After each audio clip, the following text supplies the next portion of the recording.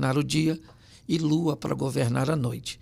Essa expressão fala: o sol governe seus dias bons, quando você estiver ganhando, quando você estiver bonito, quando você estiver num carro legal, quando você emagrecer, quando você... Controle-se, tenha governo para o dia. Aliás, o astro do dia é maior do que o da noite, porque pessoas se perdem mais durante o dia do que durante a noite, tá certo? Mas quando escurecer, também tenha governo, tenha lua para a noite, tá certo? Quando o dia for ruim, quando a palavra que te lançaram foi uma palavra que te feriu, então eu sempre procuro manter o governo, tá certo? Independente, elogio ou crítica... Eu me mantenho, tá certo? Mas é lógico que fere.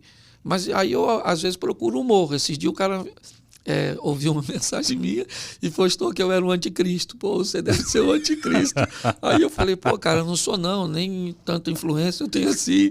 Mas se talvez realmente eu seja o anticristo, provavelmente você deve ser a besta e a gente está tudo certo. E aí... Então ele não sabe se eu estou falando sério, se eu estou brincando, sabe? Sim. Então o humor é sempre uma rota de fuga. Sim, sim. Tá certo? Mas é lógico que machuca.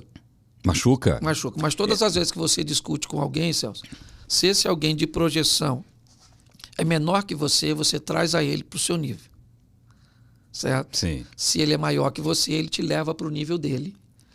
Tem duas coisas que eu uso assim. Um é um conselho uma frase da minha mãe, e a outra que eu li na internet. Quem te irrita te controla, né? Sim. E a outra, para os elogios, a minha mãe sempre diz, é uma frase que ela fala: filho, quando ouvir um elogio, pensa internamente, há sinceridade nisso? Então é para você realmente botar o pé no chão. Você ouve, muito obrigado, e pensa, há sinceridade nisso? Por que te elogiar? Boa palavra. Não é? Boa palavra. Você receber um elogio, faz bem pro ego, tal. Mas você tem que analisar, né? Por que estão fazendo? Será que nas costas é a mesma definição, o mesmo elogio, né? A mesma apreciação? Não sei. Às vezes acaba o culto, eu vou para casa e as pessoas dizem, nossa, pastor, que palavra fantástica. O senhor pregou muito. Eu entro no carro, minha mulher diz, Cláudio, pelo amor de Deus. Foi ruim demais, meu filho. Você tem que orar mais. Em qual você acredita? Não, pode ter certeza que eu acredito na minha mulher. É exatamente isso. Ela é a única que pode falar, né? E esse conselho da minha mãe é bom para você manter o pé no chão. Claro. Porque se o cara começa a te elogiar muito, inflar muito o ego, o cara começa a se achar e você fala, pô, quando você bota essa frase, fala, será que é verdade mesmo? Então, eu uso muito. E minha mãe, uma pessoa com 97 anos, já tem uma vivência que pode dar muitos conselhos, né? É verdade. Agora, você era pedreiro, isso é verdade? Eu trabalhei de pedreiro em São Paulo. Eu fui motorista, balconista, pedreiro. Eu já naveguei aí já. Nasceu onde? Eu nasci no Rio de Janeiro. Sou carioca, sou flamenguista, moro em Xerém. Ei, Xerém, você é vizinho do Zeca Pagodinho. O Zeca promove bastante lá, né? Mandar um beijo pro Zeca Pagodinho. Beijo, Zeca. Gente boa. Gente boa demais. E como veio para São Paulo? Eu tenho uma prima que mora aqui. Em uma época eu fiquei sem trabalho lá e vim para cá. E aí o primeiro emprego aqui foi? Eu trabalhei de pedreiro. Pedreiro? Isso aí. Ainda sabe mexer na colher, rebocar uma parede? Sim. Eu ainda mexo. Mexe ainda? Eu trabalho com... Né, tem umas obras que eu faço por lá, com a minha turminha que trabalha. De vez em quando eu estou lá ajudando, mexendo em alguma coisa. Né? Não dá para pegar mais nada pesado, mas... E você já era divertido? Não. Não? Não, porque, como eu te disse, como eu tive esse problema de sair dos lares... Né? Quando eu falava uma palavra, eu fazia alguma coisa que não era o protocolo daquele lá, eles me mandavam embora. Então, depois de um tempo, eu descobri que falar era perigoso. Então, eu fiquei introvertido. Tá certo? Só que quando eu me converti em 92, aí apareceu esse cara que eu não conhecia, que começava a fazer piada de tudo. Comecei tudo, eu vi alguma coisa engraçada, certo? E isso só foi desenvolvendo, e eu comecei a ver na Bíblia muita coisa que dava para tratar com bom humor. Eu vim de uma escola onde o conhecimento era muito forte, os caras eram muito bons no conteúdo que tinha, mas muito ruim na didática de aplicação. Sim. Então, acabava das reuniões, é como se olhasse espiritualmente para o chão e visse que a maior parte do alimento que ele entregou estava ali. Então, eu descobri que eu podia pegar aquilo que era muito bom, reciclar e devolver às pessoas de uma forma mais fácil. E foi isso que o humor acabou me dando a oportunidade de fazer. Obviamente Deus, certo? Mas através do humor. Você acha que foi uma dádiva? Sim, eu acho que sim, Celso. Foi algo que eu desenvolvi, é lógico. Sim. Ok? Mas foi uma dádiva. Deus me deu uma oportunidade. Eu acho que foi uma oportunidade. Porque a Bíblia é um livro de oportunidade. Tem 2 ladrões na cruz.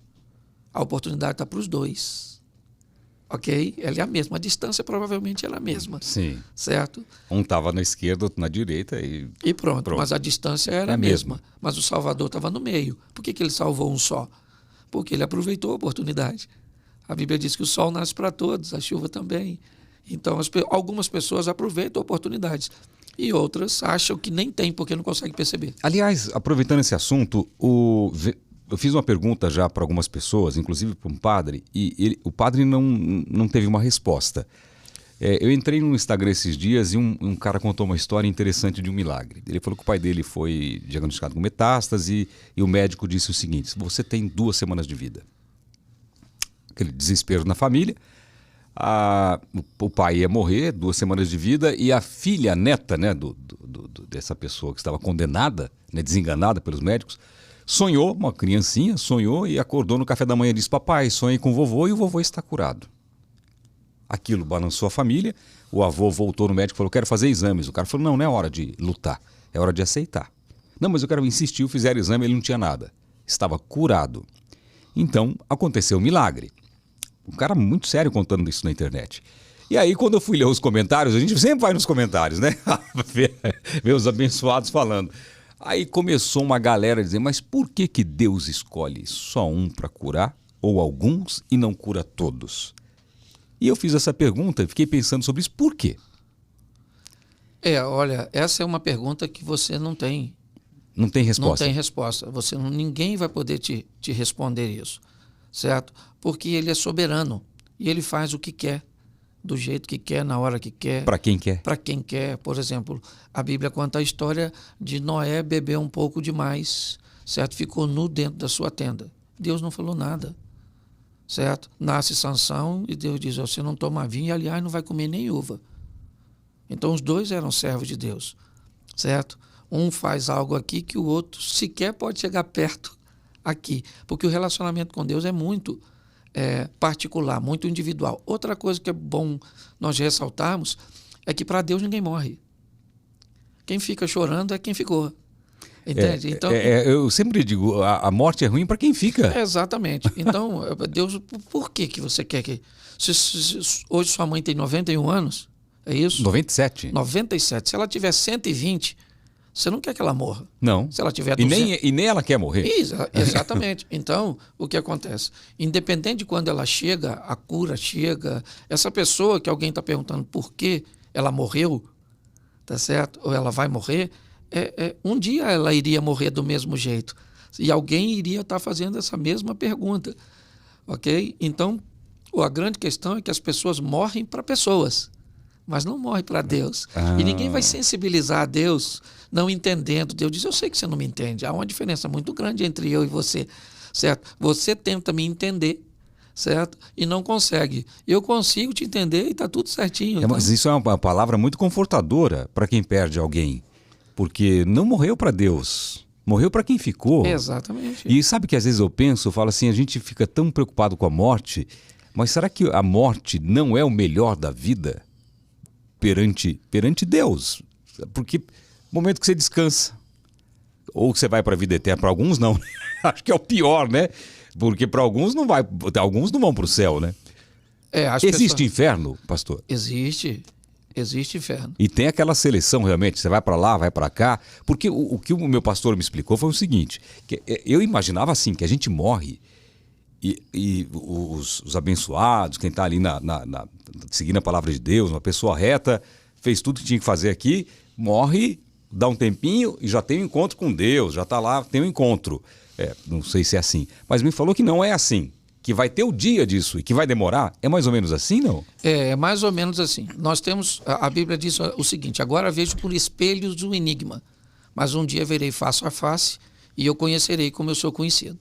Certo? Então, nós ainda estamos vendo na Bíblia um enigma, é meio que codificado.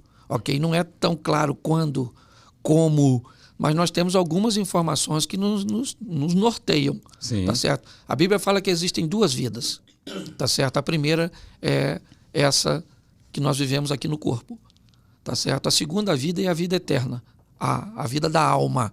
Você morre a primeira vez quando o espírito sai do corpo. O sistema elétrico vai embora e aí o corpo, o espírito volta para Deus, é o que diz a Bíblia, o corpo vai para o pó, porque do pó veio para lá vai. Sim. E aí quem fica? A alma, certo? Como diz um ditado africano, na luta entre os elefantes, quem se lasca é a grama. Então,